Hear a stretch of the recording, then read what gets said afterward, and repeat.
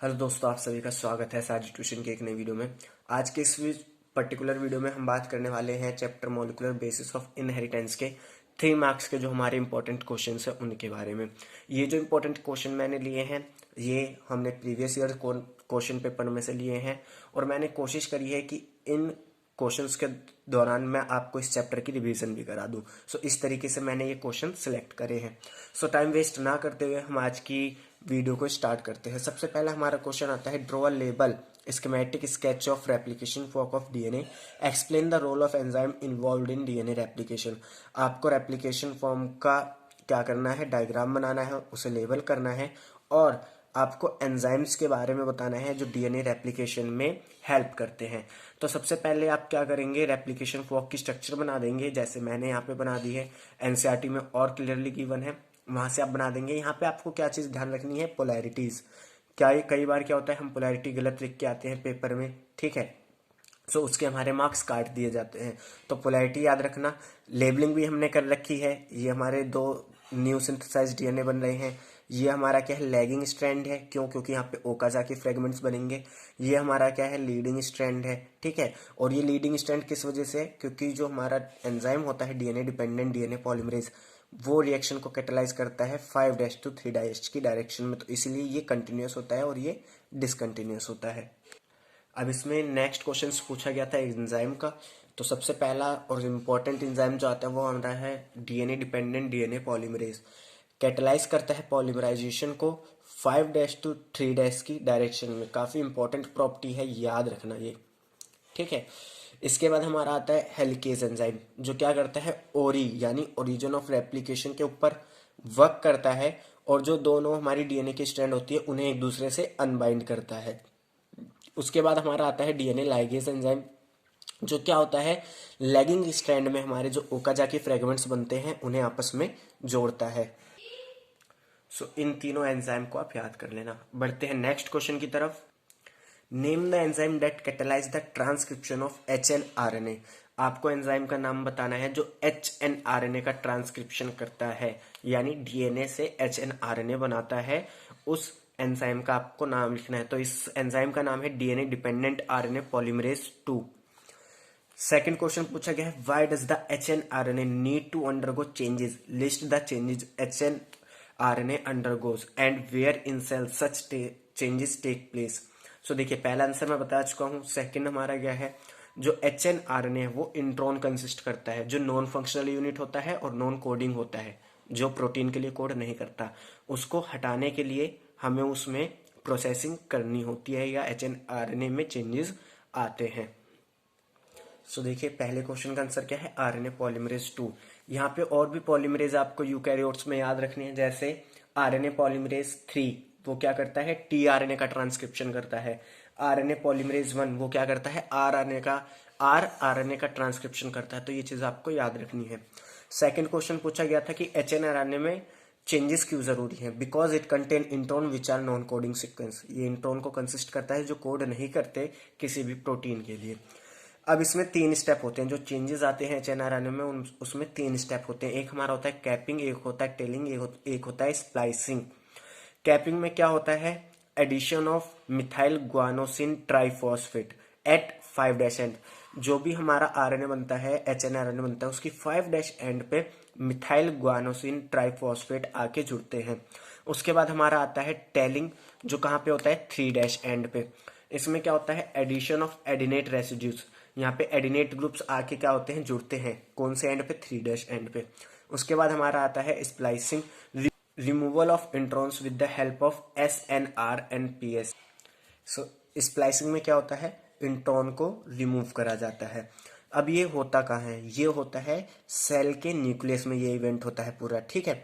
इसके बाद जो हमारा HNRNA से जो हमारा आरएनए यानी mRNA बनता है, ठीक है, उसे साइटोप्लाज्म में छोड़ा जाता है और साइटोप्लाज्म में हमारा क्या होता है, ट्रांसलेशन होता है, जहां पे उससे क्या होता है, प्रोटीन बनता है, ठीक है।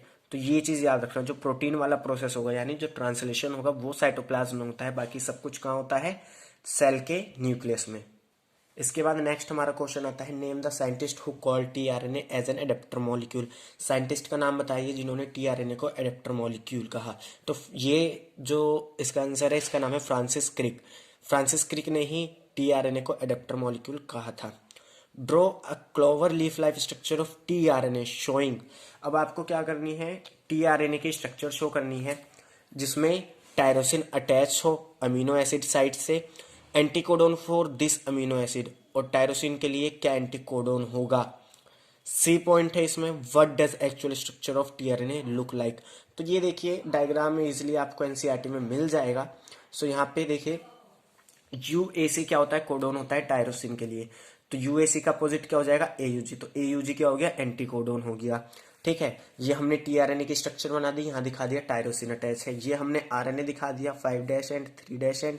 ठीक है, और ये हमारा क्या हो गया, कोडिंग सीक्वेंस हो गया यूएजी, एयूजी एंटीकोडोन हो गया।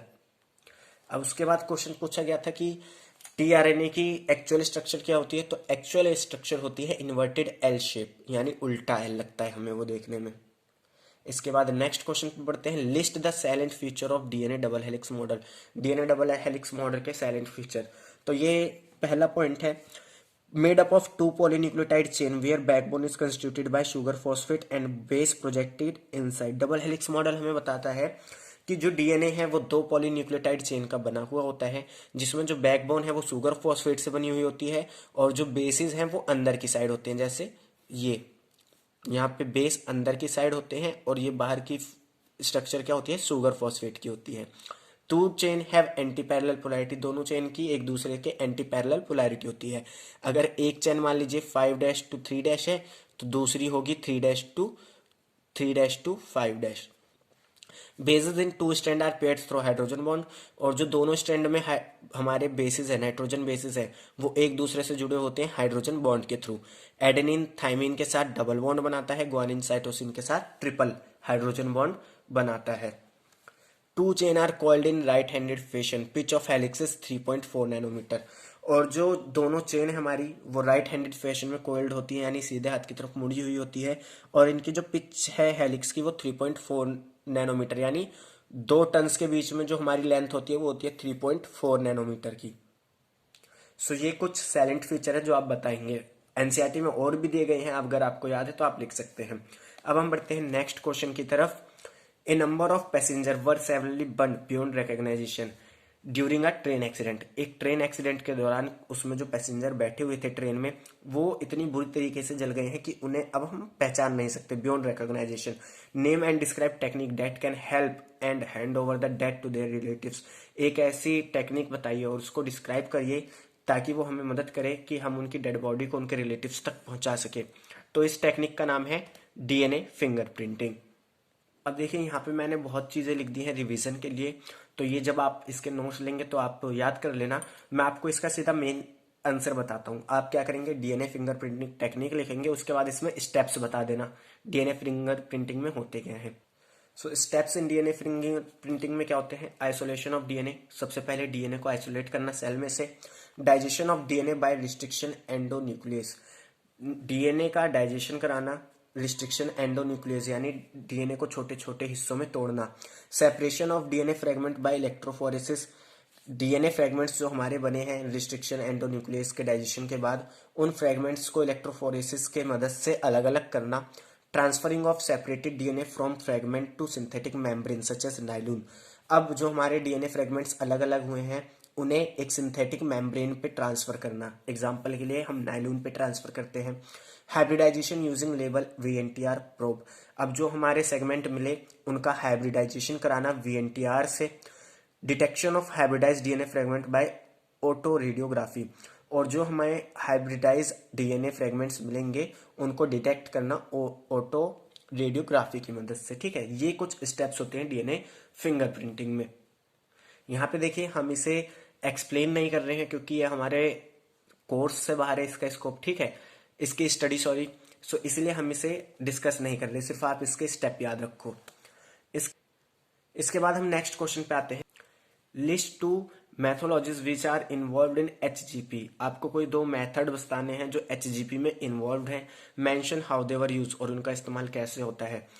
सेकंड क्वेश्चन पूछा गया है expand YAC and mention what was it use for. YAC क्या है और उसका क्यों यूज होता है।